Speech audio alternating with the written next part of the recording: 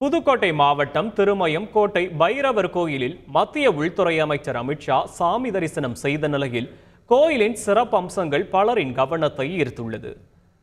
திருமயம் சத்தியகிரீஸ்வரர் கோவில் மற்றும் கோட்டை பைரவர் உள்ளிட்ட சன்னதிகளில் மத்திய அமைச்சர் அமித்ஷா சாமி தரிசனம் செய்தார். தமிழகத்தில் வலுவான கோட்டைகளில் ஒன்றான திருமயம் கோட்டைக்கு மத்திய அமைச்சர் வர காரணம் என்ன என பலர் கேள்வி எழுப்பும் நிலையில் திருமயத்தின் சிறப்பம்சங்களே அதற்கு விடையாக உள்ளது. திருமயத்தின் காவல் தெய்வமான கோட்டை பைரவர் சன்னதி சிறிய சன்னதியாக இருந்தாலும் மிகவும் சக்தி வாய்ந்தவராக கருதப்படுகிறார்.